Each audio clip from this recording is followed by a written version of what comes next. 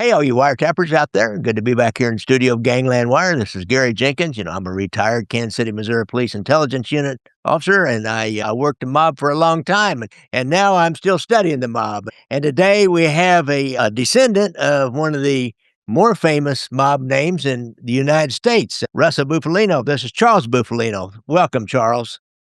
Thank you. And I'm actually not a descendant of Russell, but I'm an extended family member of his.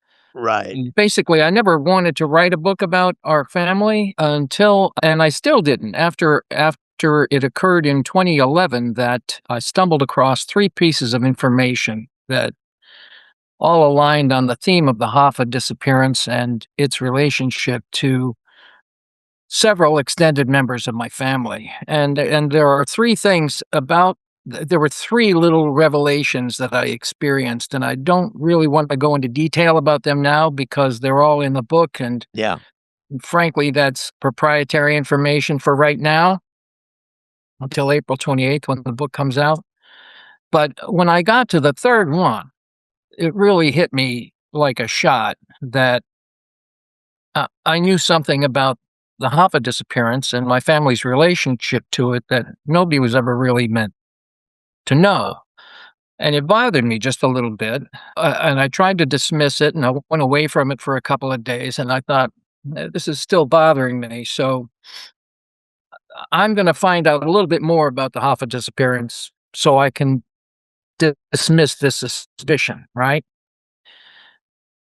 So I'm searching on the web, and I'm pretty sure the source that I found, it doesn't matter, this is pretty common knowledge. The source that I found, though, was from the UCLA magazine, 1984 or sometime in that time frame. And it detailed what the FBI was doing in the aftermath of Hoffa's disappearance in 1975. And what they did, the presumption that they made was that Hoffa had been cremated. And that's a story that you may hear. That's a story you have heard from I have. Ken LeMaster. Yeah. He got that from Russ himself.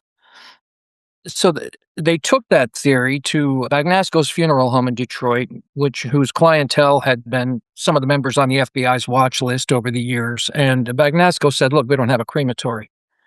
They then went to a place called Central Sanitation. Does that ring any bells for you?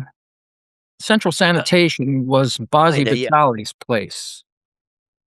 Peter Vitale, who was a member of the Detroit Partnership. Right. He had two such enterprises. This was the second one of them. And when the FBI went there, they interviewed the lawyer for the facility and asked him to show them around. He showed them around to the trash compactors, the cardboard compactors, and said, yeah, occasionally a homeless person or a bum climbs in there to catch a nap and ends up being more or less asphyxiated than crushed, per se. But that's a rare occurrence. And then they wanted to see the incinerator. And they showed them the incinerator. And the FBI said, okay, we want another look at that. We want to make a date and come back. They set a date to come back. And Central Sanitation burned down. Yeah. Now, there's nothing unusual about that, except when I was reading the account, I'm running across the name Nick Maselli, who was the lawyer for the facility, who was giving the FBI the tour.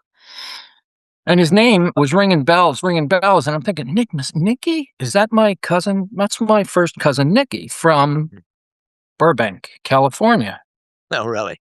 And how did he get involved in this? And that led me to want to know, okay, who all in the family was in Detroit in 1975, apart from Bill Buffalino and three of his close relatives, his siblings, who went out there with him that nobody knows their names, and Russell, and what all was going on out there. And moreover, I needed to understand better, again, for myself, how these people really related to one another. What was the nature of Bill Buffalino's relationship with Russell? The real nature. It's commonly understood that they're cousins. What does that mean? I have cousins that I've never met. And I think it's easy for people to presume that was the case. That was not the case. Bill and Russell were in Bill's mind, and owing to a special relationship they had, they were closer than brothers due to the fact that daughter, Russell's wife was Bill's daughter's godmother. Essentially, that made they had a godfather relationship between them. And I describe what that means in the book. So, Yeah, which is pretty strong. In this kind of a family, that godfather relationship's pretty strong. I'm not even talking about the movie. We're talking about in Italian family, the godfather is pretty strong relationship, correct? It's a kind of I get to talk about it in the book because in Montedoro, Sicily, where Bill's father is from, if I suggest to you that I want you to be my child's godfather, it really doesn't imply any responsibility you have with respect to the child. It means I want us to be in cahoots, business together, brothers. But I'm sure it meant more to Bill than it did to Russell, but it was a token relationship probably from Russell's direction. But they certainly were close, and they certainly were involved in Teamster business together from very early on.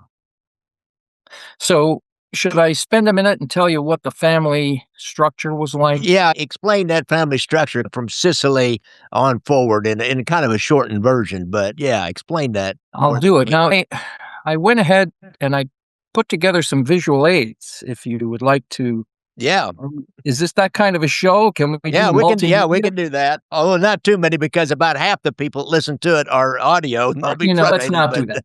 Yeah. All right. What we'll do instead is we'll talk about, so I'm sitting in Pittston, Pennsylvania right now, in a house that my grandfather and his brother built. My grandfather was Niccolo, my granduncle was Salvatore. And Salvatore's role in the greater family was he assembled everybody. He came here in 1901, just before the great big 1902 anthracite coal strike that sent about 30,000 people out of the coal fields. They gave up after a 5-month strike and went back to the old country, or they went west to the bituminous fields. So there was a labor shortage. And at the same time in Sicily, in Montedoro especially, where sulfur mining was the key industry, they were running into a problem where the United States was breaking into the sulfur market in a big way. It was the fracking process. And eventually, the United States and Sicily settled the whole sulfur market thing by treaty. All of that is to say, sulfur mines were becoming in trouble, and the last of them would close in the 1970s, the Sicilian mines. So they had this problem where they're going to have a surfeit of population. They started to emigrate, and they started to emigrate to the coal fields of Pennsylvania, where, there was this lack of late people to work in the anthracite mines. And Salvatore's role was to bring them over for probably banks of labor brokers. And once they were here, to outfit them with food and lodging and all of their material requirements. So he was working for, if he was not himself, the Padron system. So that's my grandfather and his brother. And eventually they took 3 other Buffalino men into the country. One of them was Russell's father, and the other, that was Angelo, and the other brother of Angelo was Calogero. They say Charles, but I call him Calogero in the book to distinguish him from other Charleses. Calogero was a black-hander. He was a mafioso. Angelo's father didn't live for 2 years. He was killed in a mine explosion that injured my granduncle. And Russell grew up under Calogero, which is, right, Russell was an infant when he arrived. And for several years, he bounced in and out of the country, back to Sicily, and eventually re-landing in the country in 1914, living for a time in Buffalo and then back in the Pittston area. So in the Pittston area, on my block, so I'm in the kitchen now at the house. On my block was this property, which was a soda factory and a general store. Next door, also in the family, was a grocer. Up the street was a hotel, and next to that was a bar, and they all belonged to Calogero. And they were all run by members of my family. My grandfather, in particular, ran the bar and the hotel, while Salvatore and his family, they all had very large families, were servicing the general store so that was their role. And all of the children, there were 20-some children between Niccolo, Calogero, and a third brother, and they all considered Russell their first cousin, despite the fact that there might not have been a familial relationship between Calogero and the other brothers.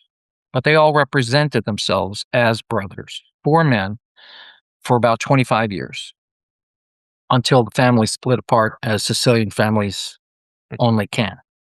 Very grudging. But Russell never forgot his relationship to everybody in the family. And at one time or another, every one of those 20 children could reach out to him, rub a lamp, and Russell would appear and do something for them. And it was mutual. My father was a professional photographer, probably never charged Russell for a thing. And it was that way with other members of the family that had their crafts of their own. Yeah. So does that help to... Yeah. When the Buffalinos came over, they were like in this Patron system. And so Russell just kind of fell right into that. And your one uncle was already in the blackhander from the old school mafioso. So they brought that with them. And then you had this one guy, Russell, who probably had the oomph, the wherewithal to then go into that system and rise on to the top. He was born and bred into that system. Yeah, you could say that. People get confused. They assume, based on some facts, that he was raised in Buffalo and came up under Magadino. Yeah. And I don't think that's the case. There's plenty of evidence within the family and traditions within the family that say Russell was a very well-known quantity in the city of Pittston. At the store next door, where everybody sat outside drinking soda on a hot summer day and all the children would fight to entertain the old men, Russell was there, along with Calogero, who was a very day-to-day presence in the family. But there was a strong relationship between Pittston, Pennsylvania, and Buffalo, New York, based on, at the time, the Lehigh Valley Railroad. That was the northern terminus of that railroad. So it was an easy trip. And there were a lot of labor jobs up there as well with the hydroelectric plant. So people from Buffalo and people from Pittston, a lot of familial relationships between them. And at the same time, in 1920, they could see Prohibition coming. And Russell was a mechanic. Where NASCAR comes from, NASCAR is mechanics souping up cars so they get away from the police. From the revenuers, yeah. So I'm almost certain that's Russell's first reason for being in Buffalo, working for a guy named John Montana. And John Montana would later testify before the Rackets Committee in 1957. So Russell worked for him, was probably, and again, Magadino's specialty was importing Canadian whiskey. Yeah. And then there was the typical bootlegging they were doing down here as well as up there. So Russell was probably taking the good stuff down from New York to Pittston area on a regular basis. Pittston is like between Scranton and Wilkes-Barre. It's like a 6-hour car drive to Buffalo. And that was his first job. And then he's back. And so for all of his life, he was bi-coastal, right? We think of him as, in his later years, being in New York City, and then 2 or 3 days out of the week being in his Kingston home, which is, again, just down the street here. But he was that way all of his life. He did that between Buffalo and Pittston, and there was a lot of interchange between them. By 1922, he's on the record. He had a car accident on a bridge locally that sent him up for a while. So by 1922, you could more or less consider him again a Pittston property. And he ends up marrying in 1928 into the family through the Chandras. But he was always a skinny guy. He didn't really fit the mold of a classic mobster. He grew up in it. He didn't show signs of being a real gun toter himself. That makes sense. Yeah, it does. He probably had a lot of organizational abilities and a certain amount of charisma that would get people to do what he wanted. His specialty was diamonds and jewelry.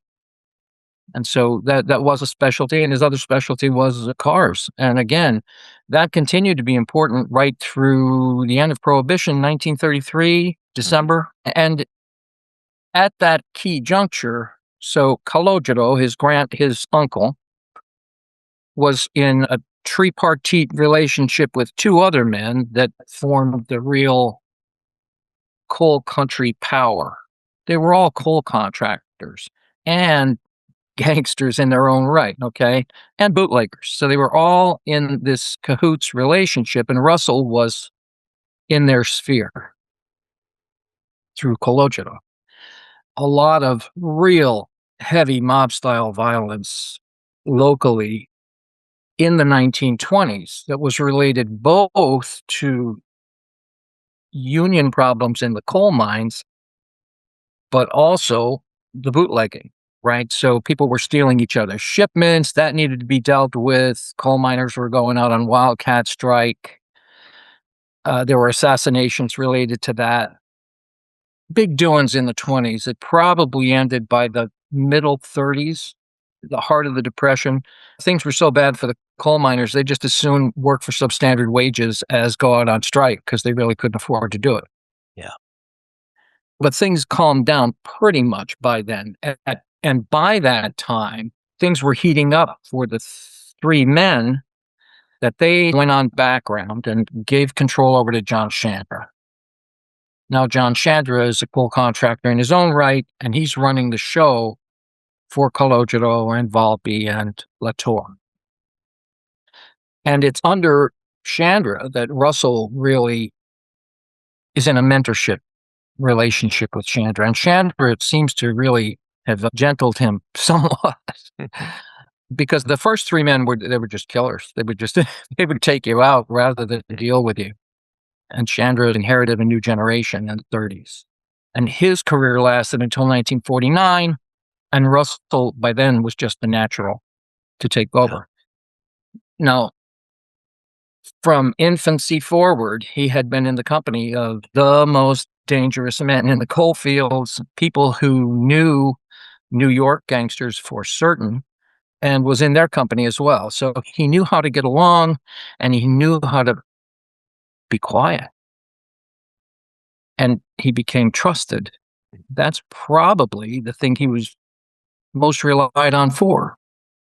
Yeah, interesting. He was quiet and trusted. That's that is really interesting. Well, people say, and I don't know how true this is, but they say that when people had a vacancy in their organizational structure, they'd plug Russell in.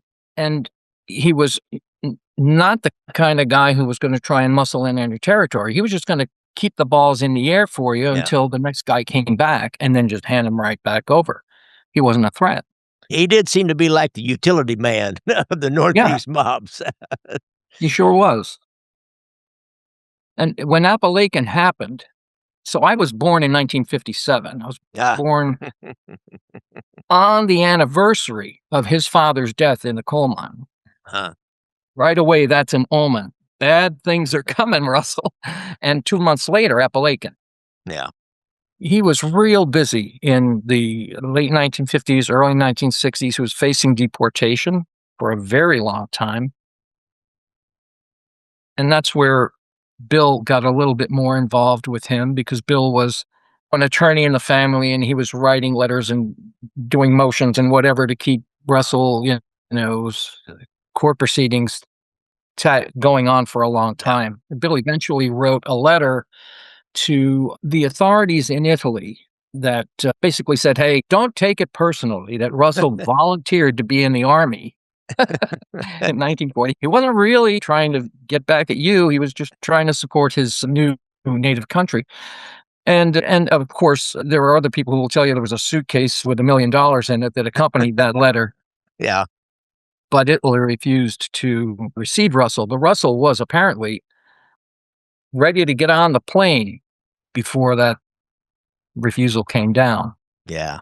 There's a whole slew of those cases. I just did research on that, all the different guys that they tried to deport during those years, and their lawyers and how they just kept staving it off until Mhm. many times the government just gave up because it was just like, okay, You have to wonder if they were really serious about it. I think they were just messing with them, but Yeah. But Bill's Teamster career, where to begin? So Bill and my father both were born in 1918, and a third relative, Jimmy, they were all born in 1918, and they all graduated high school together. Bill was at the University of Scranton for a while before it was called that. He was majoring in divinity, and his brother Charles, who was already married into the greater family, suggested you need to be a lawyer. We're gonna get you into law school. And so Bill claimed he had, through his undergraduate, just monitored law classes and approached the dean to say, I'd like to graduate with a pre-law degree. And the dean said, sure, sure, why not? And so then Bill went off to Farley Dickinson Law School, left there just in time to join World War II, and now he's assigned in the Detroit area. So it was World War II that brought him to Romulus Air Force Base. uh, I think it's just south of Detroit. I'm not sure exactly this, but it's not I'm not sure. far. And in that time, I know you know the name Angelo Melli. He's a member of the Detroit Partnership. He's considered the consigliere of that organization. He has a brother, and the brother has a son who wants to get into business. The brother, I forget his name, comes to Pittston, meets with the Buffalino family. He's from, I think, San Cataldo, which is a neighboring community in Sicily. And they say, look, we want to be in business together. So Bill now is given the name of Melly's brother and suggested to contact him, which he does. He says, I was randomly looking for a deserter in Detroit, and it occurred to me to call the brother. So he calls the brother, ends up getting invited to the house, invited to dinner the next day, proposes to the daughter within 3 days. And now they're in the family way, and Bill and Vincent Melly become owners of Bilvin Distributing Corporation, I think was the name of it. They were Wurlitzer jukebox people. This is where he meets Hoffa. They're in the Wurlitzer jukebox business. And Jimmy James, the head of the local 895 of the Teamsters, which was called the Jukebox Local because it was a coin and operated local, starts picketing them. And now Bill and Hoffa are in a lawyerly way because Jimmy James asked Hoffa into the picture. And Bill impresses Hoffa, makes him the business agent for the local. Very shortly thereafter, deposes Jimmy James, makes Bill the president, and later he's formally elected to the role. And now he's a union president, a local president for the next 20 years, and a close associate of Hoffa's. During the 1960s, so seeing as how I came around so late, I was there to see this Teamster action because Bill was frequently in Pittston, especially after Hoffa went to Lewisburg Prison, which is 90 minutes down the road. Bill's sister Mary is my next door neighbor. She's retired, and he comes to visit. Whenever he goes to see Hoffa, which is every week, according to him, to get instructions to bring back to Fitz, he's in Pittston. Moreover, he launches a law office in the city of Pittston, downstairs on the other side of the house, his father's old general store, because he's not a trial lawyer in Detroit, and he wants to join the Detroit bar, and he has to fulfill the requirements of a bi-motion thing to be admitted. Other than that, he's got to take the test. He doesn't want to do that. So he just comes, does a couple probates, this and that for 3 years, and now you're in. So he does that. So by the time I'm 10, I'm pretty well acquainted with Bill. And Bill is my father. They're close friends. they're always talking in Mary's kitchen. I'm sitting there listening. Bill's running a juicerator, and they're laughing about how they sent Bobby Kennedy a parachute because he said, if I can't put Hoffa in prison, I'll jump off the Capitol dome. Send him a parachute. And he writes about that. RFK writes about that. So it was very interesting having him around. And he Yeah. had a brother that would often come with him to bodyguard Hoffa. He wore Hoffa's money belt. His brother Angelo, they called him Yabo. Very big guy. And sometimes he would bring his son, Billy Boy, William Buffalino II, who later had some fame of his own in the 90s, defending White Boy Rick in Detroit. Oh, yeah, that's right. I forgot about that. Yeah. So I knew them all, and knew them all in a family way. And I was not quite aware that Bill and Hoffa had a falling out, because I guess that wasn't fitting information for a 10-year-old. Yeah. But yeah, that's how I know all of them. And so my real connect to the family is through Bill, his sister Mary, his brother Yabo. When Bill retired in 1982 for health reasons, his brother Angelo, Yabo, returned to Pittston and was my neighbor for the next 10, 12 years. And he was my last connection to the 1920s. And he would tell me things that I had no real frame of reference to understand about running whiskey and whatnot. He didn't share a lot of stories about that, but every now and then something would escape. And he was just the kind of guy you could tell he'd done a lot of things. And I didn't find out until his funeral. At his funeral, an individual came up to me who had traveled to the area from Detroit, probably with William II. And he just, for some reason, he squared up with me, put his hand out and said, Yabo was like a father to me, and then just told me everything I never wanted to know about what Yabo had done in Detroit. Working for Angelo Melli, running a bar for him, being the bartender, occasionally helping people find their checkbook, that kind of thing. So he was obviously a very colorful guy. He was obviously very well respected by the Detroit people. At the same time, he wasn't going to kill anybody. That was not what he did. But the FBI followed him to Angelo Melli's farm one day. They had an informant in his car, basically, and it became clear. I finally learned why he and his sister Mary and other members of his family would go to Florida every year and spend about a month in Florida.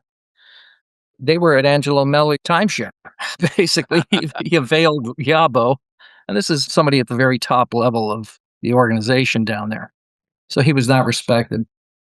I have to ask about this as Hoffa, Russell Bufalino, and Bill. And as the Teamsters, Hoffa starts having problems with Kennedy, and there's this back and forth there. Then there's a lot of talk about that Kennedy that he got so personal with Hoffa, which he did. There's some talk about maybe they had something to do with the murder of JFK. Mainly it falls to Marcello down in down in New Orleans, but Yeah. still Bufalino was right in there among that crew. Was there ever much talk about that even after it happened? Yes, there's a lot of talk about it. When so I'm trying to, Dan Mulday. Dan Mulday is a researcher who had worked for many years on the Hoffa disappearance. Yeah. And he spent a lot of time talking to Bill Buffalino about that. And when he quizzed Bill about who did this, right? Bill answered, have the CIA investigate the FBI. And then have the FBI investigate the CIA. And then you'll have the answer. That's exactly what he said. What he was saying was, yeah, the Bay of Pigs thing, the whole plot to kill Castro, was something that was known by a lot of people that went missing in 1975, or not, ended up murdered. Johnny Roselli. Yeah. Giancana. And Giancana, I think, was 1975 too. Hoffa was really the third person to go missing in 1975 that had information to contribute about that. Interesting. Or at least was believed to. And when you read Bill DeLea's book, he says Russell also knew something about that. So Russell was becoming edgy that Bill would say something, or rather, no, Hoffa would say something too much about that, because Hoffa was pretty much a loose cannon by that time in terms of Yeah. speaking.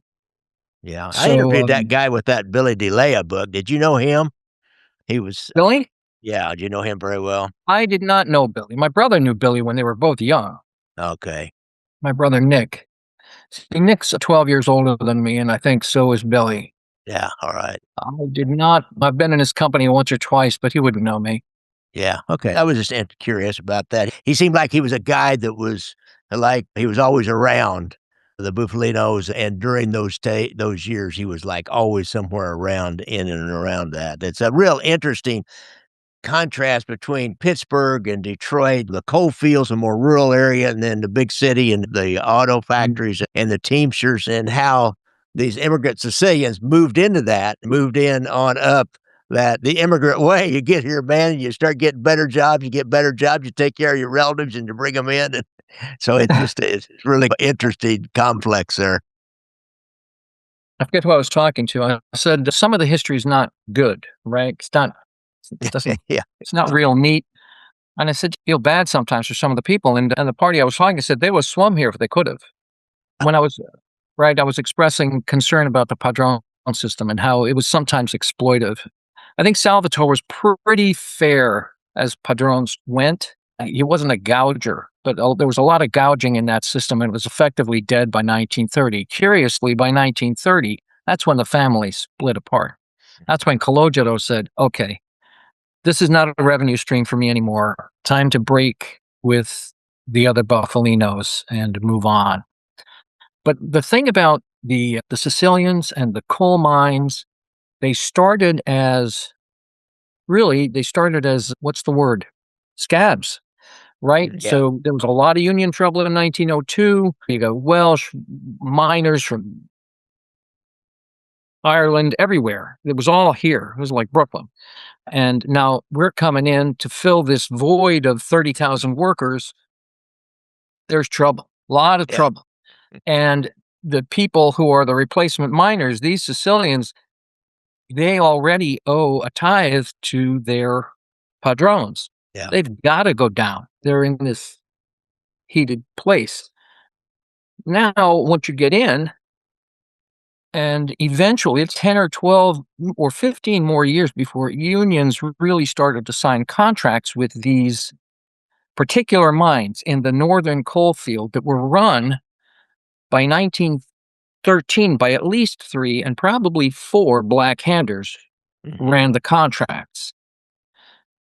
Right? So the mafia is, to all intents and purposes, the mine owner. Mhm. And they've got all of these dependent people who are their agents through the Padron system, who are members of the union. And eventually they run for elective positions within the union. And now what you end up with is the company is the union. And it happened at least once that an insurgent branch of the United Mine Workers went in opposition against its own district leadership. The district leadership's bodyguard was one of those individuals who was at the same time a union organizer and a partner with one of the black handers. So it didn't work out well. There was a murder involved. Things went Mhm. badly. Yeah, It well, happened ultimately. it's interesting that and now you started out as union busters, as scabs, and then they Right. move in and take over the unions, and then the Teamsters come along as the coal kinda goes down and the truck driving is going up, up, and up, and then they just move smoothly right into the Teamsters union Yeah. where there's political power and money. That was the seat of political power and a lot of money, and the political power, the power of the purse, the power of the pension fund, and and it goes Right. clear out to Las Vegas. And Russell Bufalino was right in the middle of all that with the Right. guys from Detroit and Chicago. It was just, it just is a natural progress Now, of where activity. exactly, and where was it just a couple of years ago? Was it in Florida? The Longshoremen's Union threatened to go out. Yeah, I And what did remember something about DeSantis that. do? He DeSantis mobilized the National Guard. Yeah. So that never happened here. But if you think about it, so Bill Buffalino, at one time, the FBI was advised that Bill was being groomed to take over the Teamsters, not by force. Something, God forbid, if Hoffa should end up in prison. Yeah. So that was happening. But I think it was thwarted because Hoffa had a little, there was a situation in his ranks where somebody was trying to openly depose him. And it didn't work out, and he probably did a reorg of his own. And that's when he decided to run Fitz for 1965 as his vice president. So he was trying to head off he probably could see it coming. Yeah. And it was in those years that he began to lose a little bit of trust in Bill. And that was the source of their breakup eventually, because he got hot with Bill in prison.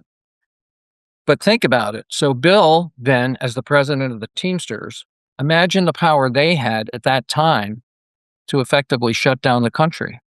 Yeah. Oh, man. Yeah. It was huge power. It was Right. huge. And what's interesting is Hoffa, then he starts bringing what we affectionately refer to here in Kansas City as Peckerwoods. He brings in Roy Williams down in Kansas City. He brings in Jackie Presser up in Cleveland and Fitzsimmons. These are all Peckerwoods. These are not Italians. Now, Italians, some of them are behind the scenes pulling some strings, of course, but Yeah. they've got all those guys out front. It's fascinating to me how these guys have worked. Yeah. Very insidious. And the thing about unionism, somebody will tell you that union membership is down, or union participation is way down from the 1960s. There was a union for everything in the 50s and 60s. Bill, and probably it was to boost his resume, I don't know. The car washers in the Detroit area, there were 200 car washes, and they employed up to 40 to 50 people each, just this job. And it was to organize them. The tactic was, I'm not going to go after the rank and file and get them to vote on anything. I'm going straight to the owner. He's going to pay me to their membership fees, and he's going to pay their dues. And that's how it's going to be. And that's what they did. There were certain car washers that were not assaulted in this way, and others who were, and they were pretty upset about it, and they took it to the law, and there was a grand jury hearing that Bill was invited to attend. But according to Dan Mulday, the judge in the hearing was in their pocket, and nothing ever came of it. But that was mentioned also before Kefauver. So Bill was on the hot seat for that. And Wurlitzer. The Wurlitzer company, to sell their machines, entered into an agreement whereby their service people would be unionized. And therefore, if you went to a bar, now you're a union agent for local 985 of the Teamsters. You go into a bar and you look at the jukebox and it's not a Wurlitzer. Yeah. Now we got a big problem. Now there's a picket outside. I guarantee you the picket was Yalba Buffalino, Bill's brother. Gotta be. Big guy with a mortarboard walking back and forth. Unfair. This is a scab shop. And now what's going to happen? No union truck driver is going to deliver beer to that bar. Crazy. And so that's right. So that's how they worked that one out. So that was the extent of Bill's organizing skills. Interesting. So let's skip forward here a little bit, and we don't want to give it all away, but talking about the final resting place of Jimmy Hoffa. So how do you go into that? And we want guys you got to get this book, guys. It's Revelations of a Mafia Family, the Teamsters, and the Final Resting Place of Jimmy Hoffa. The key words here is the final resting place of Jimmy Hoffa. As you might know, Charles, that's the hook here. And Dan Mulday, and you probably have a problem, I got to say, because he's pretty sure he knows the final resting place. I know that's what but there's another guy who also thinks he knows the final resting place, as well as me. He doesn't know as far as I go. So his theory expands on the central sanitation angle, whereby Hoffa is brought to central sanitation and cremated, incinerated. To me, that means ashes And what do you do with ashes post-cremation? You can throw them to the wind, or you can do something extremely appropriate and almost poetic with them, and then move them to a town that is your native home. That's what I'm saying That's happened. where you come in, Okay. okay. But now, in order for that to be true, and I'm willing for that not to be true. In order for that to be true, central sanitation has to be in the mix. And a fellow by the name of, oh my gosh, I'm gonna forget his name. Bernstein, Scott Bernstein is a Detroit reporter. Do Scott. All right. So last year they had this symposium in which he and Nove Toko and a former prosecutor Yeah, all I saw that. submitted. Did you see that? I didn't Pretty see good. it, but I remember when it happened. I didn't even know that was happening. And I was wrapping up the book at that time, submitting the second to last draft, when I became aware of their theory. And their theory solves a problem that I had, which is skeletal remains. And Yeah. I'm not going to I'm not going to give away their findings.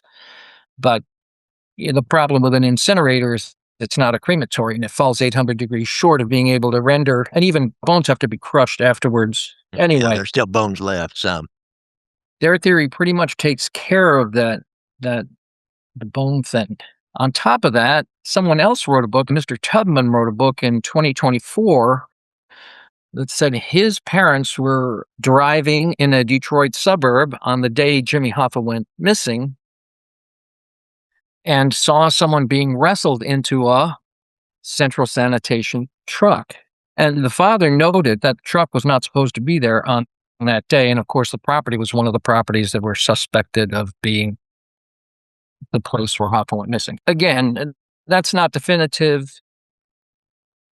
If there were ashes involved, I think that I have a first person memoir of the person that did something with the Did that. ashes. All right, guys, and that's going to be in Revelations of a Mafia Family, the Teamsters, and the final resting place of Jimmy Hoffa. Correct, Charles?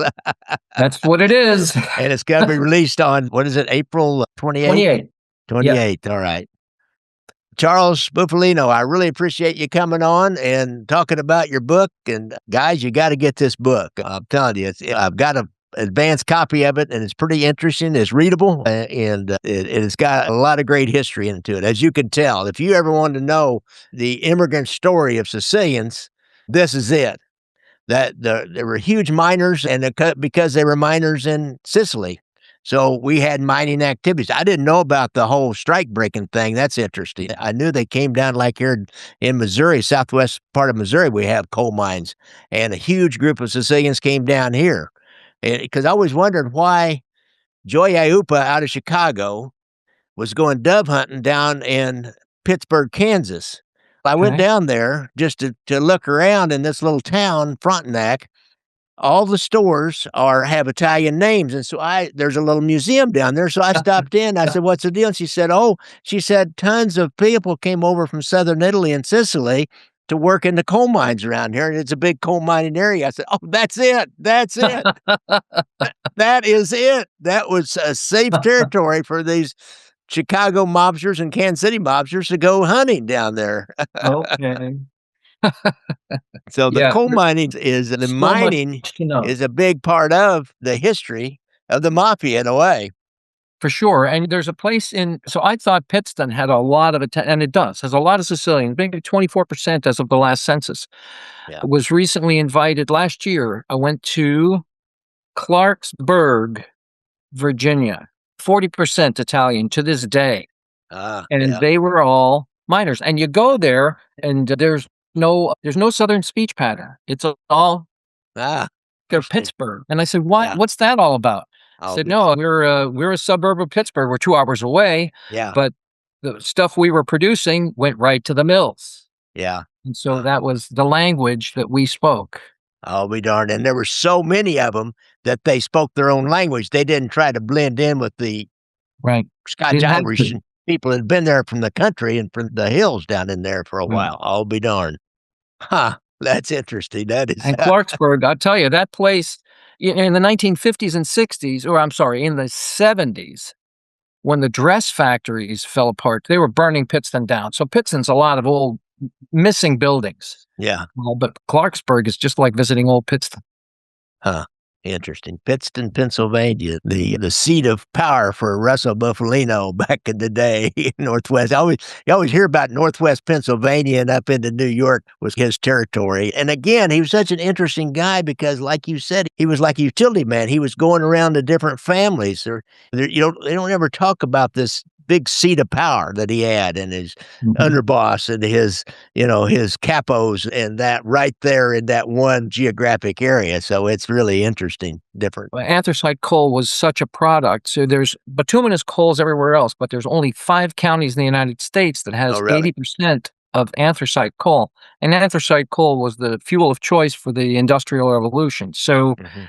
there was a lot of money here. And so people really can't understand just how much wealth there was here and how a place this small could be somebody's seat of power, as you say. Yeah.